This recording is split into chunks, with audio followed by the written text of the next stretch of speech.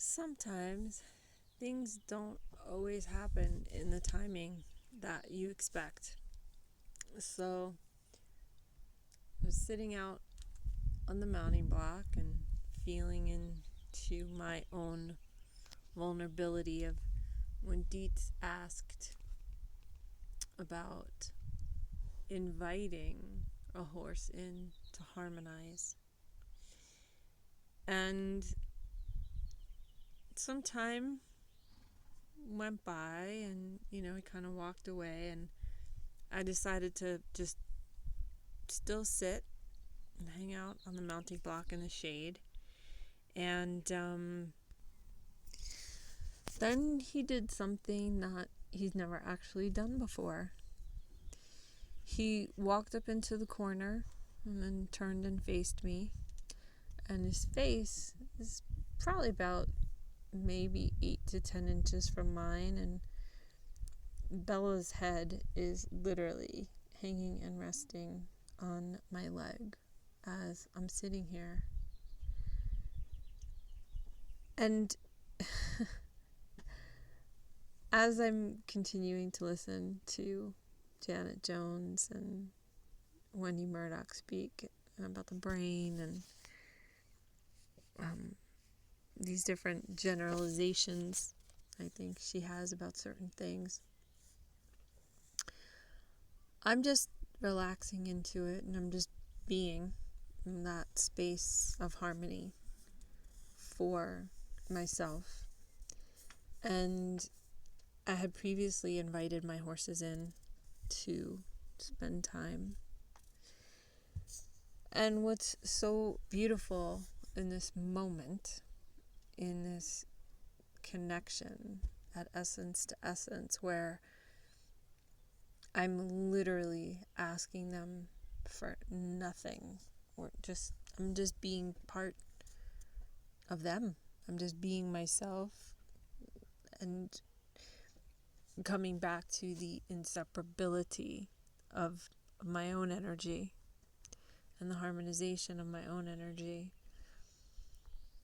It's really, really beautiful. Bella has her mouth so slightly resting on my head as she's kind of fallen asleep. And Dietz is just standing here in so much softness and so much relaxation. And, I hope this doesn't come off as an ego-based comment, because it's not meant to be that. I'm pretty aware of being calm and relaxed. I'm pretty aware of my nervous system. And I'm pretty aware of what the horse's nervous systems are too. Dietz is now licking and chewing. And what's so interesting to me is that because of our telepathic communication, because of me asking him, you tell me how this works, not me tell you.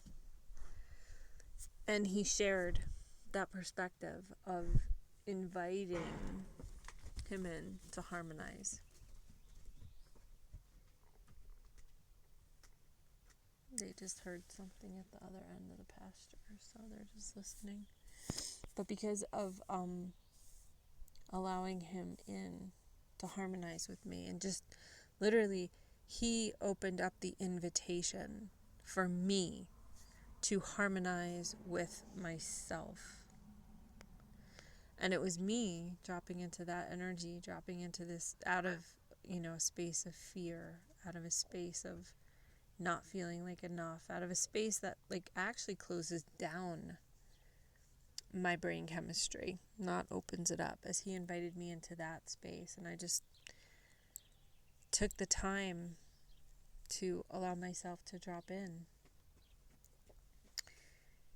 It is amazing to me that he chose to come over here, and literally for the first time in almost 3.5, 4 years,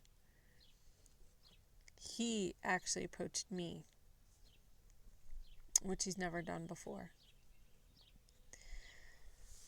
So I find it fascinating, in terms of my research and experience and time with them, and listening and hearing and understanding them at a level of telepathic communication, which very few researchers actually are.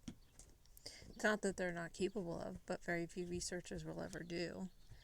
And then also at the level of understanding the unified energy field through the bodywork that I do and offer them. It's astounding to me how much we can learn when we understand these things about the horses, when we understand that these are their natural ways of connecting and communicating. It's astounding to me what we can learn directly from them of who and how to be. How to be in their presence, how to be in our presence. Dr. Janet is talking about, how different our brains are. And yet, at the chi level, at the consciousness level, soul to soul, essence to essence, truly, they're not that different. They're really, really not. And it is amazing. Like, we're studying the sciences, we're cutting open horse brains. Obviously, they must be dead because you can't really cut open a horse's brain unless it's under surgery. But most research is done with cadaver animals. So you're connecting still at the 3D level with them.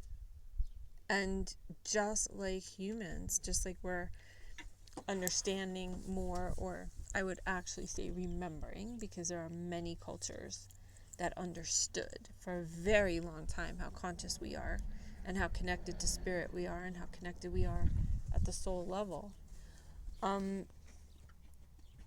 I think what my research is actually going to do and share with us is validate the fact that all of these societies before ours had these capacities. They knew that animals were telepathic. They knew that energy was not a closed system, only in the 3D world. And so being able to spend time with them, being able to observe them, being able to see the difference in Dietze's behavior in like a 20-minute time period from the time he said, how about inviting us in to harmonize? From that moment, and then I just kind of let that really seep in to my consciousness. And I let it marinate, and I let it marinate.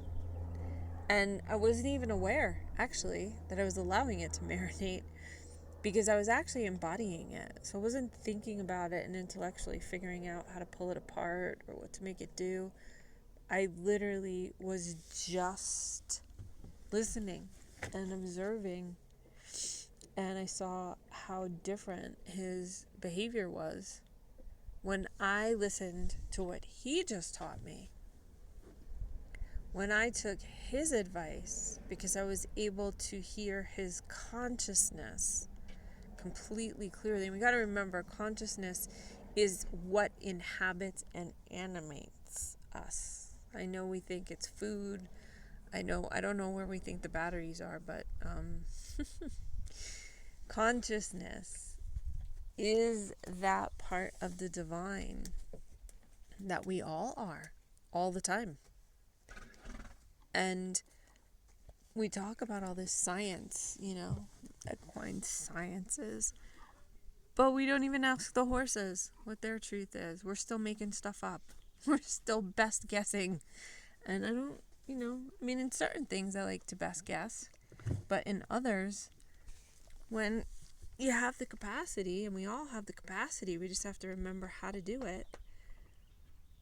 We have the capacity for telepathic communication with these conscious sentient beings. But the thing is, we've got to, part of consciousness in telepathy is being really clear and really honest and pure in our thoughts.